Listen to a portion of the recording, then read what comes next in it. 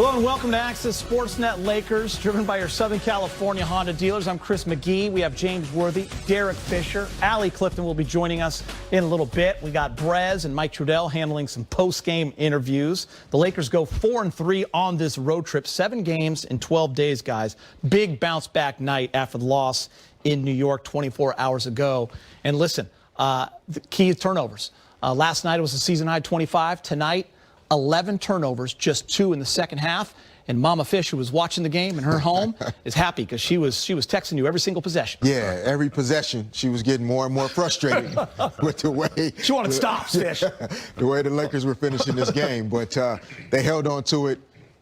They deserve a lot of credit. Like it would have been real easy to just kind of let this one either slip away from the beginning or kind of give in to the momentum there in the fourth quarter. Proud of the team for bouncing back, limiting turnovers. Just a good win, you know, losing KCP after the good start. Yep. But this is a good road trip. I don't think I'd ever be proud to normally have said the Lakers going 4-3 on a road trip is something to celebrate. But this is a great road trip for this team, in my opinion, from the distance. 2 weeks ago, we would have taken that in a heartbeat. 4-3. I'm happy for the guys. Yeah, I mean, it could have been 5-2. I mean, we always talk about what it could have been. The Miami game was close. It could have been, but I will take this trip, especially this last game against Charlotte. That is a grind game. You know, every season you have maybe 3 or 4 games like that where you have nothing, and you have to really get your mind set. And I think the Lakers did that. Charlotte did a pretty good job as well. Yeah, I mean, listen, you're in Miami for a couple nights, then you're in New York for about 4 days. Then you come play a Charlotte team that's shorthanded just like you and playing hard. You'll take the win, you'll get on that plane, and you'll come home 4-3 on the road trip, and you'll get ready for Boston on Thursday. Alex Caruso ties his season highs with 13 points and 6 assists. He's standing by with Mike Trudell. All right, Alex Caruso, there's some stuff in this game tonight that we've seen a lot from you. Big defensive plays, leading the team in plus-minus, but what did it feel like for you to get that Dagger 3 to go in the final minute? Yeah, it felt good.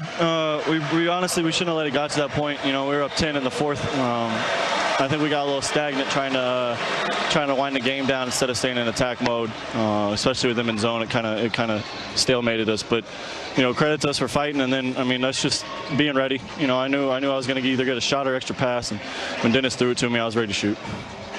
See, that's just like you. Instead of feeling great about it, your mind's already going to defense. It's already going to the other end. Yeah, it shouldn't have been this close. It shouldn't have been this close. All right, AC, this is a 4-3 road trip now for you guys, which isn't typically what your goal would be, but no LeBron and AD the whole time.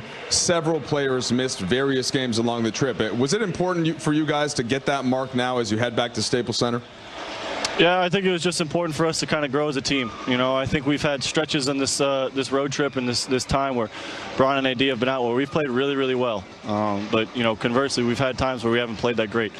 And I think that's, you know, the key for us is to kind of continue to build that habit of playing good every time out on the floor. And no matter the lineup, you know, no matter who's out there, how long we've had time together, playing hard is a skill that we can do every night. And I think that's something that we're going to continue to work on. But, you know, when it's good, we look really well, play really well together. We just got to continue to try and build that habit and do it continuously for 48 minutes.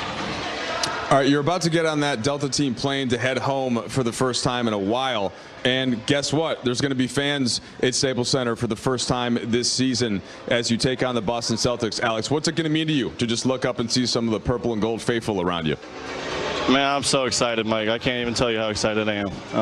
You know, they've introduced us every time as you're defending world champions, and we haven't had anybody there to like really celebrate it. So I know whatever amount of fans they let in, it's going to feel like double or triple. So I'm just really excited, and you know that game's special for them and us. So we'll be ready to go. AC Fresh, we appreciate it. Appreciate it, Mike. Great work there, Mike. I loved what Mike said about, listen, Caruso, always a big part of lineups. You're used to him making the big defensive play, but he knocked down that Dagger 3, and that's got to feel good as well. I mean, tonight he had 13 points. He hit 3 threes. Those kind of shots, he deserves player of the game. Yeah, I mean, maintenance man. What do you need? I got all the tools in my toolbox. You need charge. You need defense. The last, couple of months, he's added a lot of offense to his game, knocking down that 3. but you know he's a coach's dream. And I tell any player, if you want to model yourself, work ethic, look at this. Look at Caruso, because here's a guy that probably didn't think he was going to be in the league, and just work. Rihanna, all we do is work. And that's what he's done, man. But he does a lot of things that aren't on the stat sheet. He plays for two players when he's out there. You know, he stunts, defends, takes charges, vertical. I mean, this guy's an amazing athlete, and just found the right spot here with the Lakers. We love him. Watching that play, big game, and I agree with everything you say, and I do want to talk Alex Caruso. Great recognition right there by Schroeder on that defense with the guy that was kind of hanging out right by that free throw line to get the help to kick it to Caruso in time that shot clock was winding down. Yeah, a lot of guys would have maybe tried to force that up and split two guys. Dennis making the right play, and Alex not hesitating, recognizing the shot clock himself. He knew he had to shoot that instead of looking to pass. And, you know, being in those positions as a player and making that shot late in the fourth quarter, like, that's a good confidence builder. Not that Alex was questioning whether he could make that shot, but you have that in the pocket now. You know you can make a big shot when your team needs it, and that bodes well for him going forward and the team. 01 was the year you guys kind of rolled everybody, right? San Antonio, Western Conference Finals. You had a huge series, and I remember you hitting big shots. Did that carry throughout your career? Because you ended up hitting a ton of big shots, but was that kind of the first time you remember really having that confidence on a big stage? I felt like on the biggest stage in the postseason, yes. Yeah. During the regular season, there was a game in '98 in Indiana. Nick Van Exel was out. Played big minutes, started that game. The Pacers were double-teaming Shaq a lot. Yeah. And in the fourth quarter of that game in Indiana, I made a big shot similar to Alex. And to me, that was the beginning of a belief in myself that in the fourth quarter, if my team needs me to make a shot, I can do it. Yeah, that's a great story. 1998, going all the way back to that game in Indiana. That's pretty awesome. I also want to ask you guys defensively. James, you and I were talking about this at halftime, and Fish, right before we went on, he actually does remind me of you. I just remember watching you play throughout your career, and, you know, being able to take charges with guys in transition is one of the hardest things to do because of the anticipation it takes. As James said, you have to be an incredible athlete for that. I think he's an underrated athlete, but the ability to move the feet and square the chest and take it on the numbers. He is so good at that. He did that 2 or 3 times tonight. He does it every night.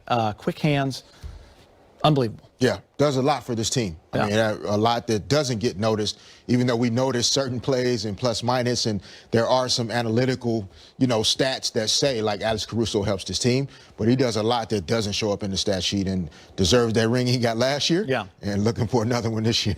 And big game, it wasn't just Caruso. Wes Matthews late in that game. You want to talk about the defense is really the reason why the Lakers won this game, right? They hold them to 43 points in the second half. Wes Matthews taking charges. Guys are getting to the spot early, squaring up. Great defense. Yeah, the defense picked up. There was about a 3-minute spurt there where the defense was tenacious, picking up charges and, staying in front of people.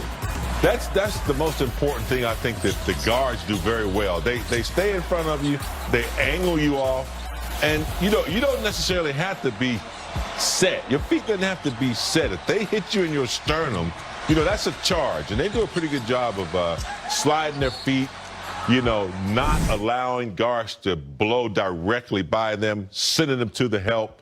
That's a remarkable defensive effort they had there in the fourth quarter. Remember we talked about points in the paint at halftime. It was 36-18, Charlotte. It went to only 50 points, so just 14 points in the second half from the paint. Now, they did hit more threes. They got hot. But what was the difference that you saw with the Laker defense? Well, I think continuing to bring the effort that it was going to take to win this game. Like, you're coming into it, you're fatigued. It's a back-to-back. Charlotte rolls out a lineup that they probably never played those 5 guys in the same lineup ever. So you're also getting used to personnel, right? Caleb Martin, Jalen McDaniels. How do I cover these guys? How do I keep him in front? And then going into the half, I think the Lakers shooting the ball well, continue to provide confidence. The way Kuz ended that first half, I thought that energized the team.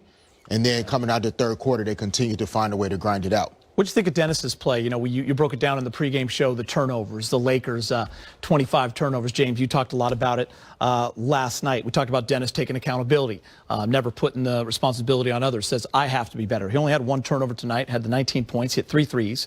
He also had 6 assists, and the Lakers just turned the ball over 11 times. No, I love it when a guy can step forward, take ownership and accountability for his decision-making, his choices in terms of his performance.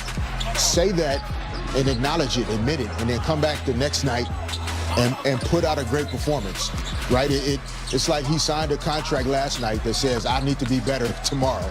And he was able to go out and do it, limiting the turnovers and making great plays, and it says a lot about his makeup. Is that more impressive, James, because it was the 12th day in 7 games and the final night of a road trip to kind of have that mental battle that it takes to kind of get through? You said, a lot of those mistakes were mental errors the last couple of games when they're throwing those balls away. Yeah, I mean, it could have easily, wrote it in and wrote this game in and, called it a long road trip and getting back to L.A., but didn't do that. Took responsibility right away and, got the job done. He's a pretty good communicator, too. I always see him talking to guys in between, timeouts and things like that. I don't think Shooter gets enough calls. He gets hit. He gets bumped a lot. So I wish he could get some more calls, but nothing phases him. I mean, he's focused. He can take a bad call. He can come back and play. He just has the right mindset for the game. Remember the Lakers' shooting woes, by the way, in the month of March and most of February, and we showed that graphic in the pregame show. They were 4th in the league in the month of April, those 16